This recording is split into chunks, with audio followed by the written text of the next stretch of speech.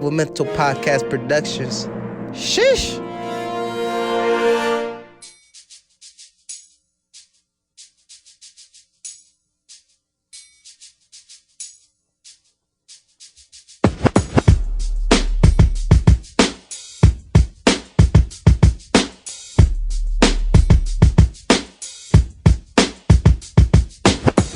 Mental Podcast Productions. So Bando, how you doing today? I'm doing good. I'm living. I'm blessed. I can't complain. All right, perfect. So first questions first. Obviously, how'd you get started rapping? Be honest with you, started off group of kids, either group of my friends, either school, lunchrooms, or I'm with my brother. Old heads, they throwing on beats, they rapping. I grew up around a bunch of local artists, like, you feel me? So my mindset was always you're either gonna be a rapper, you're gonna be a ball player, football player, basketball player, whatever the case may be. I grew up in the hood, so when you grow up in the hood, those are either your only two options to get out.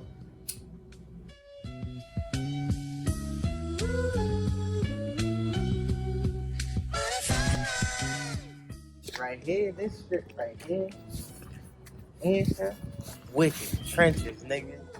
I used to run in and out of that store, young boy, bust all my little traps in that store, right here on this corner.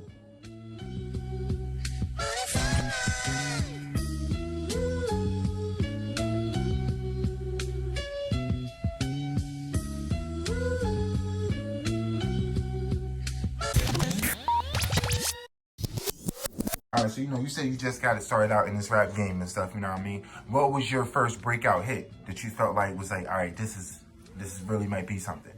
Well, I've been rapping, really just playing around since I was young. But the first song I actually made in the studio that I felt like this was it was a song I made with this dude named Trippy Tunes. If y'all familiar with him, then y'all probably know who I'm talking about. I made a song with him. It's called Better Days. And everybody fucked with the song. It was my first song, so it was motivation to me.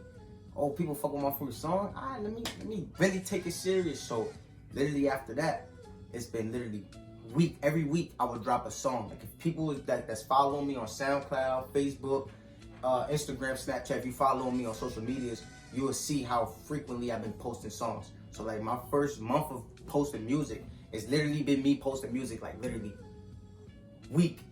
Like every week I would drop something new. Then I started slowing down because I got busy with, a lot of other things, which we're gonna get into later on in the evaluation. We're gonna talk about that a little later on in the evaluation. But yeah, the song Better Days, it blew up. And it wasn't my song. I was a feature on it, I had my verse in it. But it being my first song, I got happy and I leaked it. And my boy Trippy was like, bro, you leaked the song, da-da-da. But hey, it was a good song. People loved it. And I'm here to make my fans happy, So, you said you leaked a song. How was the response when you leaked that song? I mean, my boy was mad because it wasn't my song and I leaked it. But me being new to the music, the rap game and shit, it was like me still learning a lot of shit. Like, you feel me? The concepts of ownerships and publishers of songs and stuff like that. So once I learned, this is his song. He paid for the studio time. He paid for the session. Even though I got parts of the song, I don't have full rights to leak the song until the owner of the song is ready. So he was more or less mad, but he turned it into a joke. Like, damn, Bando, like, you leaked this song? Like, bro, my bad, bro. And I learned from that mistake, you know what I'm saying? But that's neither here nor there. It's a lot of learning things that I'm still learning in the music thing. And, people that I'm around and associated with, like the High Roller group, we're all learning together, so... Yeah. I'm glad you brought up ownership because, as, the littles, what they say with the littles, a lot of the little rappers that come out now, like the Lil Uzis, all those little guys, they sign 360 deals where basically they're going to give you a certain amount of money, but you're not going to make no money until you recoup that. That's a 360 deal. They give you money, but you can't make money until they get back to you. So, as an artist coming up in the game, do you feel like, since you know a little bit of the background, do you feel like you would sign that deal if you got the chance, or you would stay, indie, you'd stay, underground? I'm staying indie. I won't be underground for long, but I'm gonna stay independent. I'm gonna invest in myself to make my own music brand, my own music label, my own music industry, and it's gonna be High Road Entertainment, and that's what we're working on. Me and my boy AP working on establishing that as a music, music label, as a record label. We're trying to have our own little thing. We ain't trying to sit here and be reaching and trying to. We are trying to reach out to people and bigger crowds so we can learn and get experiences and advice, you know. But for the most part, we trying to do this independent. We want to be independent businessmen. We want to own our own. You know what I'm saying? We don't want to be under nobody.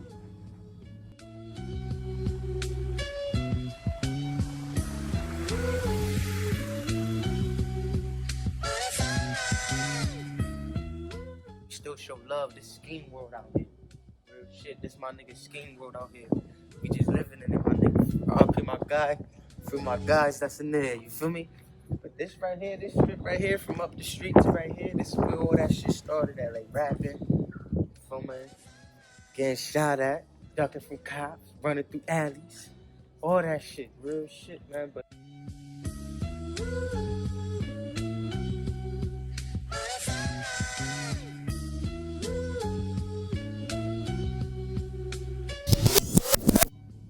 my bad, we back. Medicate myself, you know. We in an eval. All right, Bando, you know, you was talking about the response you got from, you know, dropping that snippet, or no, actually leaking that song. Mm-hmm. So, you know, how do you actually feel about the response to the Letter to My Love video? You know what I mean? It's at 1,700 views on Facebook. You know what I mean? It's officially on YouTube now. You know, check out the link on YouTube. But, you know what I mean? On Facebook, you got 1,700 views in a month and a half. So, you know, how do you feel about the response? I'm ecstatic. I'm happy. You know, it's definitely motivation, and I want the fans to know I appreciate the love and the support. We got like up to 85 to 87 shares on Facebook. That's just Facebook, and like my man said, we just uploaded it up on YouTube. So make sure you go view it on YouTube, and we're gonna put the link on the bottom of this video. So like, share, comment, and all that. You know.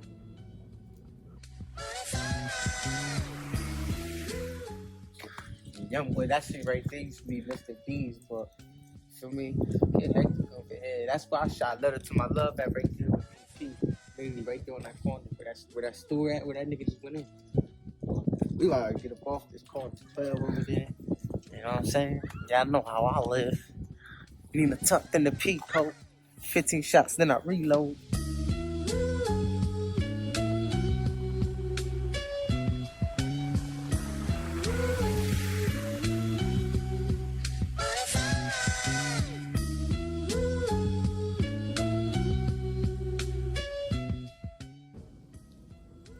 So you said that you make music for yourself and for your fans. So who do you think your music caters to? Everybody. Me personally, I feel like it could relate to anybody. Like, I know I make a lot of street trap music and all that. I just dropped Letter to My Love. You know, that's more or less like a love song, but on the behalf of a hood nigga. It's a hood nigga love story at the end of the day.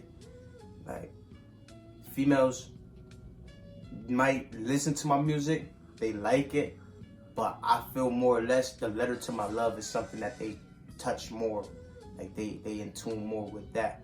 So there's definitely gonna be more music coming from me, like the Letter to My Love song. And you know, I'm gonna keep dropping that fire trap shit for the streets, you know, so stay tuned.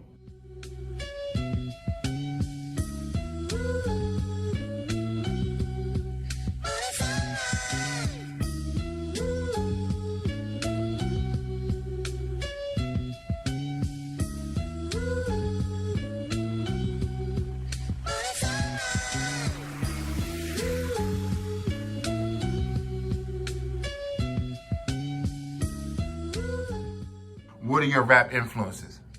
Our rap influences, I grew up listening to a lot of Styles P, a lot of Jada, you know, Pop, Biggie, you know, the classics, you feel me? I grew up listening to the classics. Some new people that people probably don't know, I listen to Sue Surf, you feel me? R.P. Nipsey, you know, he one of the greatest. I listen to, what's that new rapper name?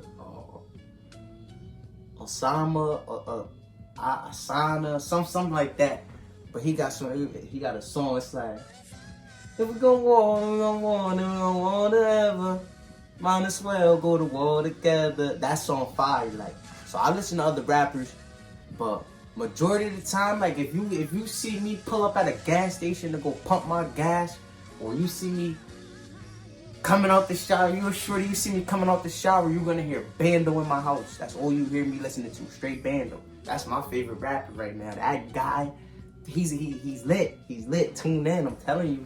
He's the next up and coming. He's lit. Saying I get fly, but it's too cold to be out here looking good. So I'm out here, you know what I'm saying, giving y'all a little quick run through how this shit started, where it came from.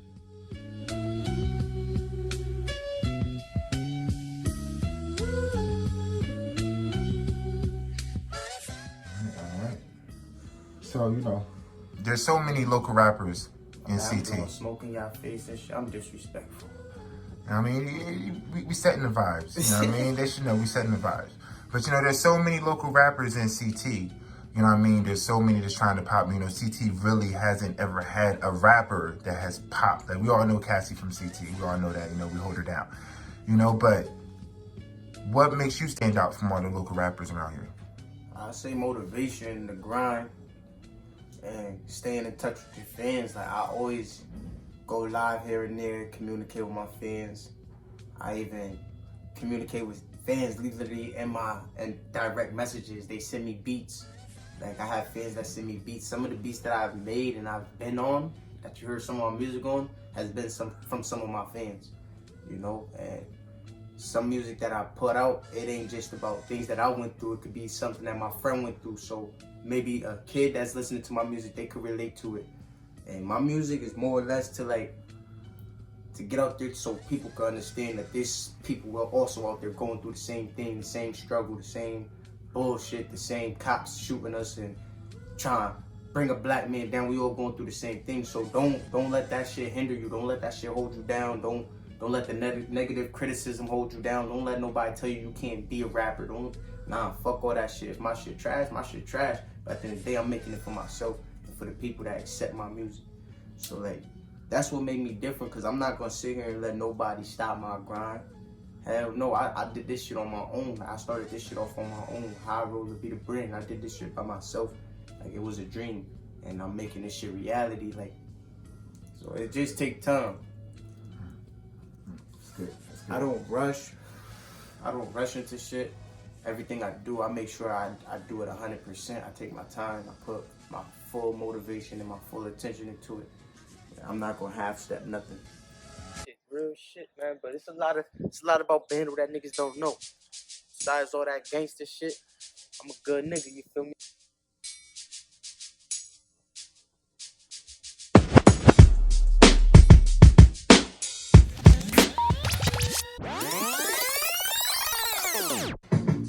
I said, got me in the fucking stew. Feeling like I'm really in my groove. I'm in my bag now, what you gonna do? Shorty said she leaving me, shit I left too. So listen,